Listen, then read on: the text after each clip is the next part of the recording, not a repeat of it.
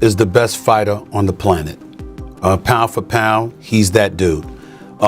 In this 4-belt era, he is now the undisputed world champion 3 times over. 140 pounds, 147, now 168 pounds. If Bud was the best, I gotta give it to him. Bud the best, right? He's hands down. He the best. He the best right now.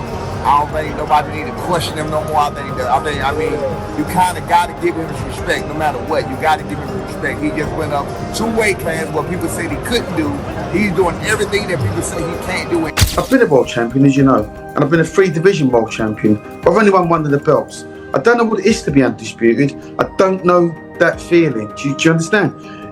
What he did last night is unbelievable. Stephen A. Smith pushed back against Floyd Mayweather for downplaying Terence Crawford's victory over Canelo. Smith emphasized that Crawford's achievement was historic, noting that no other fighter has ever become undisputed across multiple weight classes the way Crawford has. He argued that Crawford has fully earned his legacy and deserves universal respect rather than criticism. For Smith, Crawford's triumph over Canelo wasn't just another win, it was a defining milestone that elevated him into the conversation of all-time greats. He made it clear that Mayweather's negativity cannot diminish the magnitude of Crawford's accomplishment. Is the best fighter on the planet. Pound for pound, he's that dude. In this 4-belt era, he is now the undisputed world champion 3 times over. 140 pounds, 147, now 168 pounds, claiming all the belts. You don't see people doing that very often.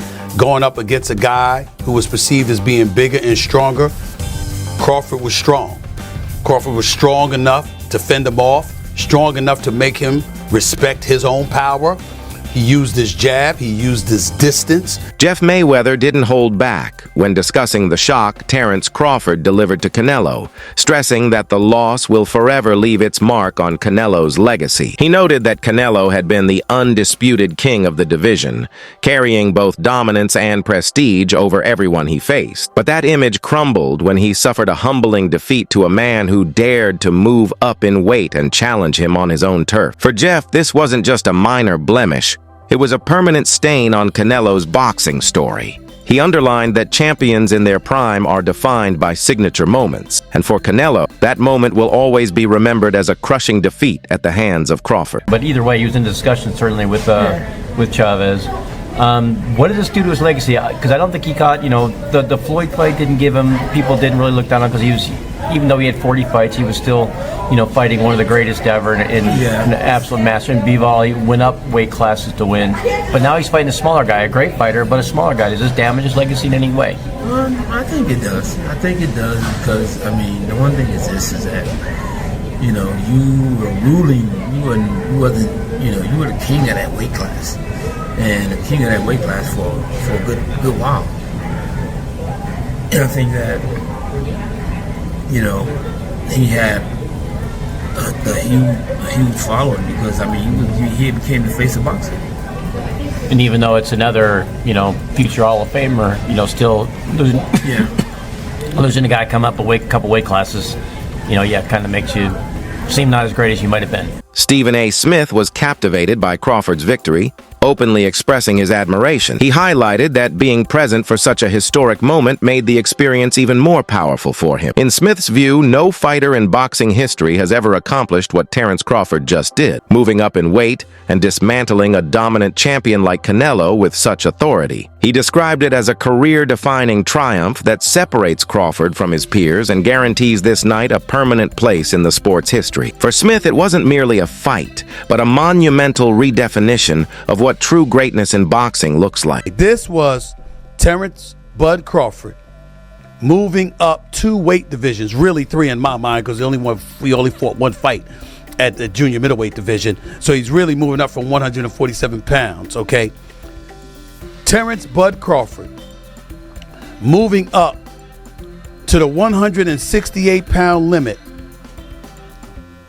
in an effort to claim the undisputed super middleweight championship of the world from the grasp of Saul Canelo Alvarez. Now, I was there. I was there. Because let me tell you something right now. There's very, very few sporting events in the world that are better than a super fight in Vegas. I can tell you that right now. There's very, very few events. Props to Nick Khan of the WWE. Crawford's trainer was adamant after the fight that his fighter has nothing left to prove. In his eyes, Terence has reached a level where his respect should be beyond question. Yet some critics continue to withhold it. That frustration reflects how, even after dismantling one of the biggest names in boxing, Crawford is still forced to contend with narratives outside the ring.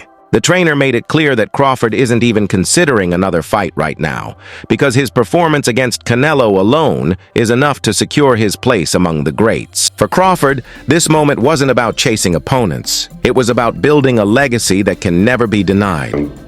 Terence Crawford and his well-renowned trainer, two-time trainer of the year and future Hall of Fame trainer, Brian Bomac McIntyre, recently did an interview in which Bomac stated that a fight is not happening. And this particular fight is a fight that everybody wanted to see Canelo Alvarez take, and Canelo Alvarez refused to take this fight with a 28-year-old two-division world champion, reigning WBC light heavyweight, former two-time WBC super middleweight, the Mexican Ecuadorian superstar boxer, who was one of my favorite fighters and a great person, David, the Mexican Ecuadorian monster Benavidez, who has 30 wins, no loss, no draw, 24 wins by way of knockout, stands at 6'2" with a 75-inch arm reach, and fights at 175. But the entire time David Benavidez was fighting at 168, Canelo Alvarez was brought up, and he never accepted the fight. And so, with that said, now people are trying to project this fight on Terence Crawford, and they're saying that Terence Crawford needs to take the fight.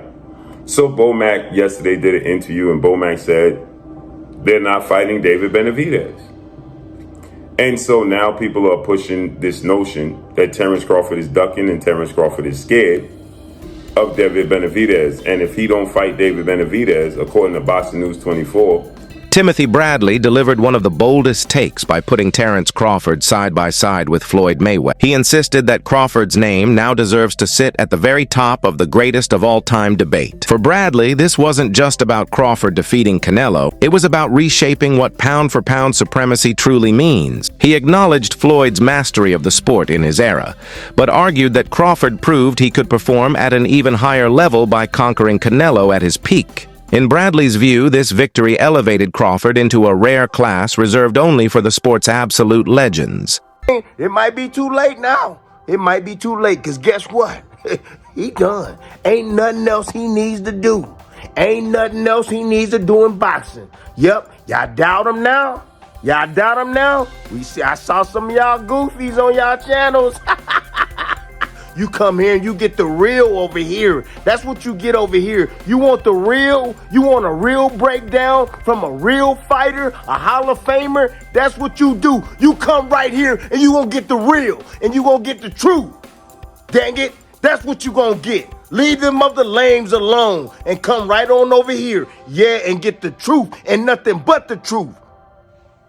I've been trying to tell y'all for years about this. Been trying to tell y'all for years about Terence Crawford. Everybody put his resume down. Roy Jones Jr. offered a thoughtful comparison, noting that unlike when Floyd Mayweather defeated Canelo years ago, this time both fighters were in their absolute prime. He pointed out that Floyd benefited from facing a younger, less seasoned Canelo, which allowed him to win with superior skill and ring IQ. Crawford, on the other hand, went up against a fully developed, battle-tested version of Canelo, the same fighter who had ruled his division for years. Despite being the naturally smaller man, Crawford dismantled him with precision. For Roy, that's what makes this victory extraordinary. Crawford conquered a stronger, wiser, and sharper Canelo than the one Mayweather ever encountered. Generational great in Canelo Alvarez, really 3 weights above his natural weight class. Does that put him in the conversation with the likes of yourself as the greatest fighter of all time? Yes, it does, and the reason it does is because he couldn't get the credibility down in his own weight class, so he went up to go challenge himself to find it, and he found a very formidable, good opponent. Do you think Canelo Alvarez is on the decline or not? No, I don't think it's on decline at all. So you think both fighters are still at their peak, even though they're 36, 37? Yeah, I think they're both still at their peak. The age for Crawford would seem like he may be beyond it, but he hasn't had the fights, the tough fights we'd have put him there. And the years of boxing for Canelo would have put him in a position where they're about equal. So I think they both are pretty much in a great place. I think they're both still in their primes, and this is the best time to see them fight.